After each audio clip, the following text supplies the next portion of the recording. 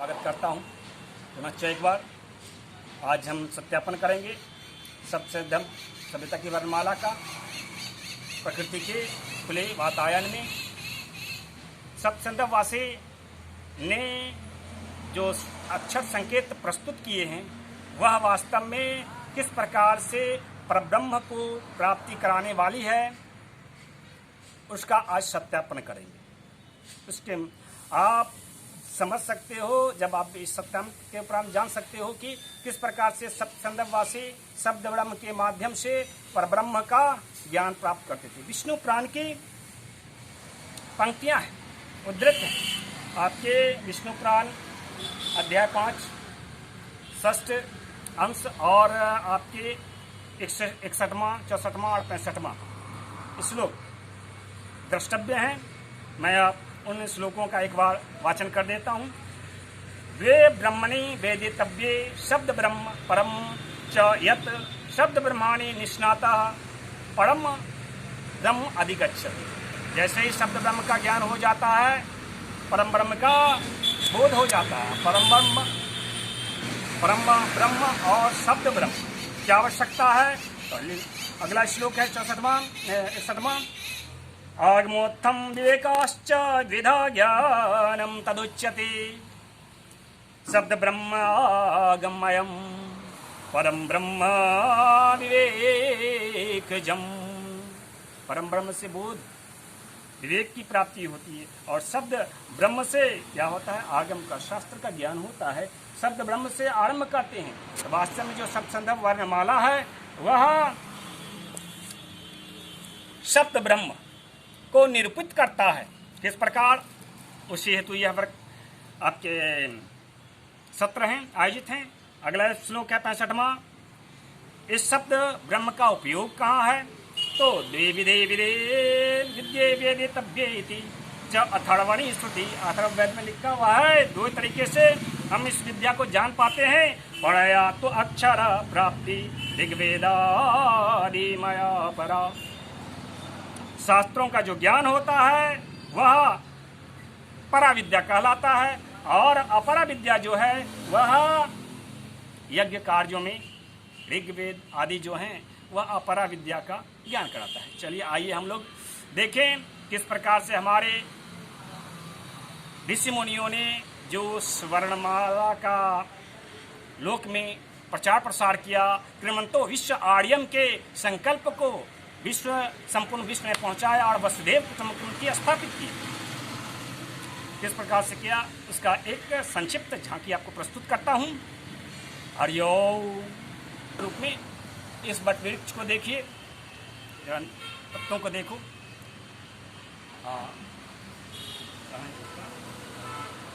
ये बात ध्यान दीजिए उनके पत्तों की ओर।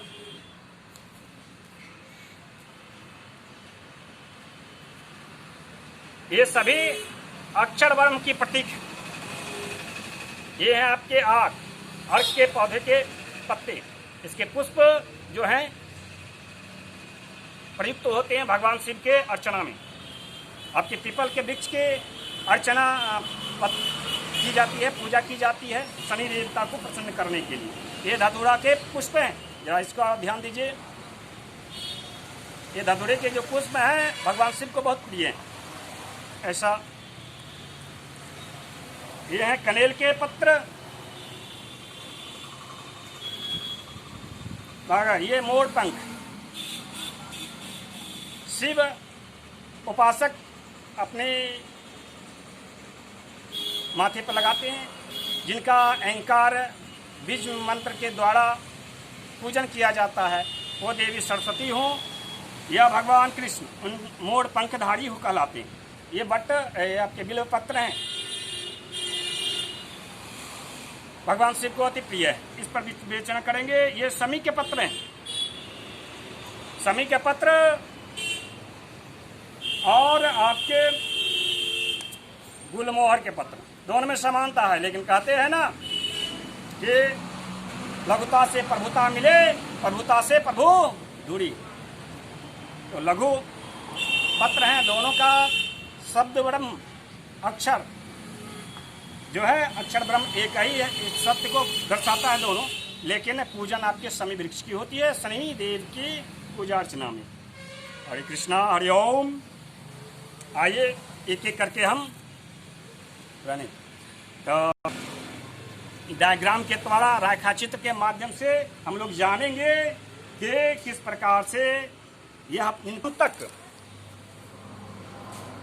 हजारों वर्ष, 5000 6000 वर्ष पूर्व स्थापित जो वर्णमाला थी, पूजन कर्मकांड के माध्यम से हम तक पहुंची है, जिसका हमने अन्वेषण किया है और नामकरण नागलिंगा लिपि रखा है।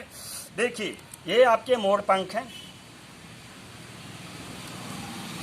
ये जो आपके पंख देख रहे हैं आप, ये सकार का प्रतीक, ये सड़ो, बीच में आपके नीला वर्ण, हाँ नीला, ये एकार का प्रतीक संकेताक्षर है, और ये जो गुल्लक हो जाती है एकार के चारों ओर, वह आपके हुई वह है, इसको ई भी कहते हैं बहुत लोग, लेकिन नहीं, वकार हमने समझ से वकार होना चाहिए। तो यह मोर पंख जो है आपके शैव का द्योतक है। भगवान श्री कृष्ण मोर मुकुटधारी कहलाते हैं, माँ सरस्वती भी मोर मुकुटधारी कहलाते हैं। ऐसा लोक में प्रचलित है कि ब्रह्मचारिणी, तो भगवान श्री कृष्ण तो ब्रह्मचारी नहीं। वास्तव में दोनों का बीज मंत्र, ये दोनों शैव उपासक थे और दोनों का बीज मंत्र अहंकार होता है, इसीलिए वो मोर पंख को धारण करते हैं। जय जय श्री राम बोलिए। ये धतूरे के पुष्प हैं, आप देख रहे हैं, गंभीरता से देखिए, ध्यान से देखिए। धतूरा, इनमें पुंक, ये आपके ओम हरे नमः, इसका प्रतिनिधित्व करता है। प्राचीन युग में तो आपकी शिक्षा को उतना प्रचार प्रसार था नहीं, तो हमारे ऋषि मुनि दूर दूर के देशों में गए, अपनी संस्कृति गंगा के तट होते होते दूर दूर तक देशों में गए, भारत की संस्कृति और सभ्यता की वहाँ स्थापना किया। तो वो विजातीय थे, उन्हें संस्कृत आता नहीं था, तो उन लोगों के लिए उन्होंने शिवलिंग के अभिषेक के लिए ओम हरिये नमः का प्रतीक रूप में धतूरे के पुष्प अर्पण करने की परंपरा चलाई।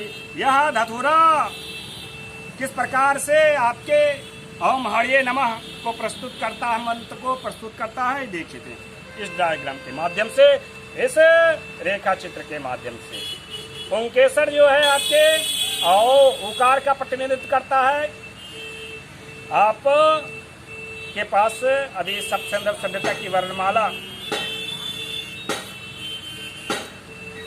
का है ज्ञान है, तो फिर आप इसको आसानी से समझ सकिएगा। उकार सीधी ऊर्ध्व रेखा है, वह आपके ओंकार का प्रतिनिधित्व करता है। पुंकेसर है आपके धतूरा के पुंकेसर, उसी का प्रतिनिधित्व करता है। बाकी जो 5 1 2 3 4 5 पुष्प वृत्त हैं, यह आपके मुख्यतः हाराया नमः का प्रतिनिधित्व करता है। हरे कृष्ण। हम शमी वृक्ष को देखते हैं। हम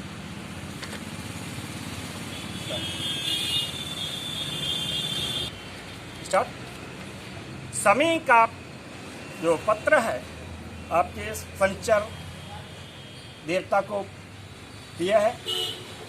शनि देवता का मंत्र है शम, बीज मंत्र, ओम शम शनैश्चराय नमः। तो शम का प्रतिनिधित्व करता है आपके शमी का पत्र। दल पत्र कहाँ है आप कीजिएगा, शमी का दल पत्र किस प्रकार से शम का प्रतिनिधित्व करता है ये देखिए यहाँ नजदीक से। सकार और मकार दोनों का संयुक्त अक्षर है ना, शब्द का द्योतक है आपके शमी का पत्र। आपके अब बड़ा बट वृक्ष, इसको बट वृक्ष भी कहा जाता है, बड़ा को। ये ये देखिए, ये है पा, इसे पा भी, इसे वह कहा जाता है। वह भी कह सकते हैं, पा भी कह सकते हैं। मुख्यतः ये तना आपके शाखा से जुड़ी हुई है तो इसको वह भी कह सकते हैं, वह। और ये आपके ता, वत, वत का भ्रंश वट कहला हो सकता है, संभव। लेकिन चूंकि ये पत्र है और पत्र आपके वृक्षराज कह लीजिए, वट वृक्ष को, तो उस वृक्षराज का यह पत्र है। और यह पकार का भी द्योतक हो सकता है, प और त, पत्र। इस प्रकार से यह पत्र का प्रतिनिधित्व करता है। यह इसी प्रकार जितने भी पत्ते होते हैं मुख्यतः आपके गोलाकार ही होते हैं। जैसे कि उदाहरण के रूप में ये देखिए, जितने भी पत्ते हैं ये प का ही प्रतिनिधित्व करते हैं। और उसके जो अंतः पत्ते के अंदर में जो अंतः जालिकाएं हैं वह आपके तकार का प्रतिनिधित्व करते हैं। आपको शब्द संदर्भ सभ्यता में पत्र इस रूप में मिल जाएंगे लिखे हुए उद्धृत उत्कीर्ण में। उदाहरण के रूप में मैं आपको दिखाता हूँ।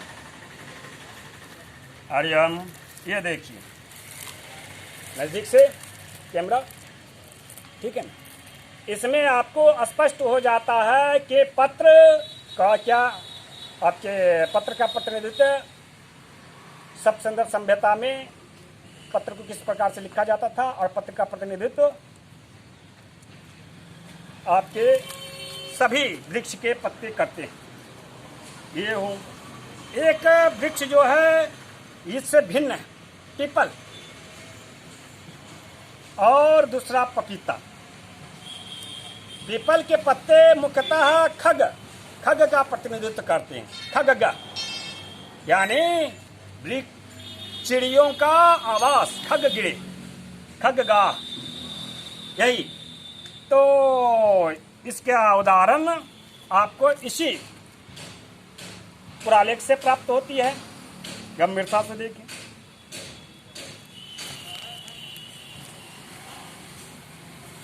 किस प्रकार से यह प्रतिनिधित्व करता है खग्गा। ये देख,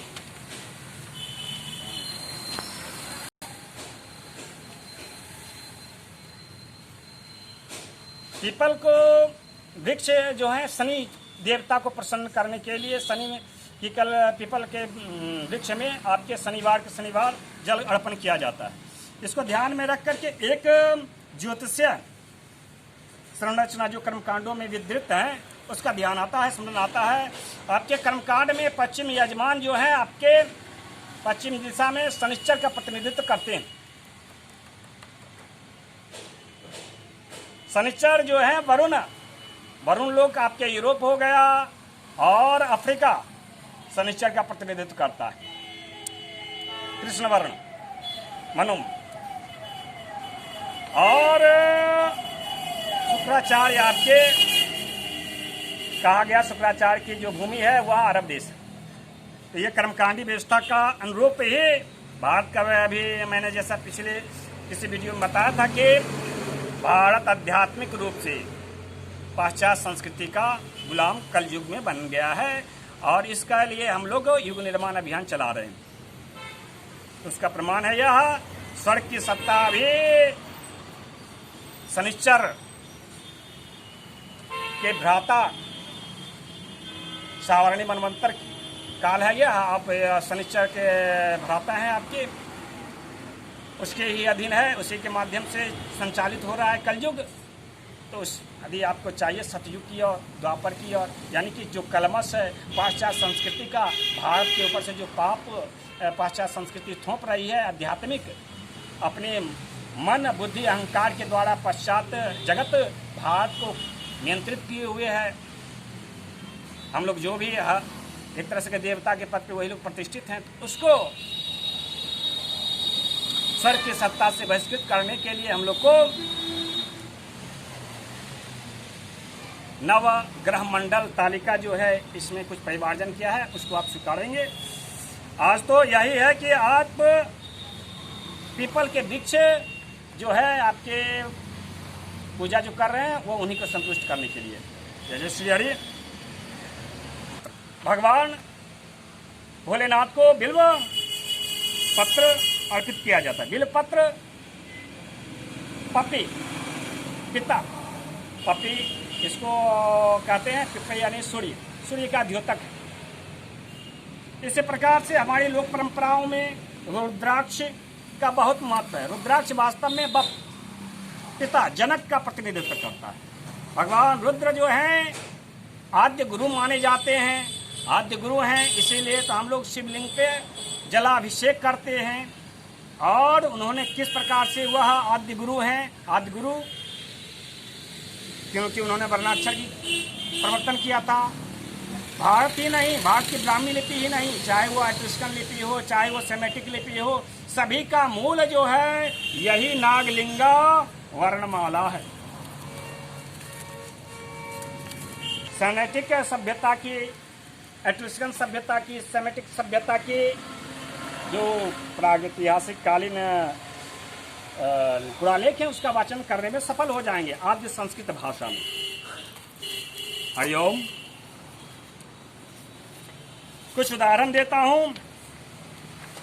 ये आपके पितरों को इसी मंत्र के द्वारा यूरोपियन, प्रागैतिहासिक कालीन यूरोपियन वरुण लोग वासे अर्घ्य अर्पण करते थे। ये देखिए एट्रुस्कन वासी एक पुरालेख है, समाधि लेख है। यह तक्षक वंशी हुआ करते थे, इटली वासी। एट्रुस्कनों की ये जो पुरालेख हैं आपके इटली में प्राप्त होती हैं या लिमोनस द्वीप में प्राप्त होती हैं। ये भी आपके एट्रुस्कन लेख हैं, पुरालेख। एट्रुस्कनों के सबसे प्राचीन आद्य संस्कृत भाषा में पुरालेख। ये हित्य सभ्यता संस्कृति के आद्य संस्कृत में पुरालेख। अभी जो मक्का या काबा है वह वास्तव में आपके ऋग्वेदिक युग में ही स्थापित हुई थी। मेसोपोटामिया की जिस सभ्यता को कहते हैं उसी के अंतर्गत आती थी, उसी से संबंधित है यह पुरालेख। ये आपके सबसे अंदर सभ्यता के मंत्र। अभी हम लोग जो दुर्गा या श्री मंत्र का स्वरूप है यह, उसी का इसमें दर्शाया गया है, जो आपके प्राचीन काल से प्रचलित है लोक परंपरा में। हरिओम। ये आपके इंग्लैंड, वेल्स, आयरलैंड के ओंकार, वहाँ पे लोक कथा प्रचलित है कि उकार से ही आपके ओंकार जो संपूर्ण मतलब के ज्ञान की उत्पत्ति हुई है, जैसा कि आपके भारतीय पौराणिक आख्यानों में उद्धृत है। हरिओम। यह मिस्र के हायरोग्लिफिक लिपि 3033 ईसा पूर्व की पुरालेख है ये, जिसे भी आप आद्य संस्कृत भाषा में और नागलिंगा लिपि के माध्यम से पढ़ सकते हैं। इसका मैं वाचन कर चुका हूँ। हरे कृष्ण। सत्र में इतना ही। पुनश्च आपसे भेंट होगी। जय जय श्री राम।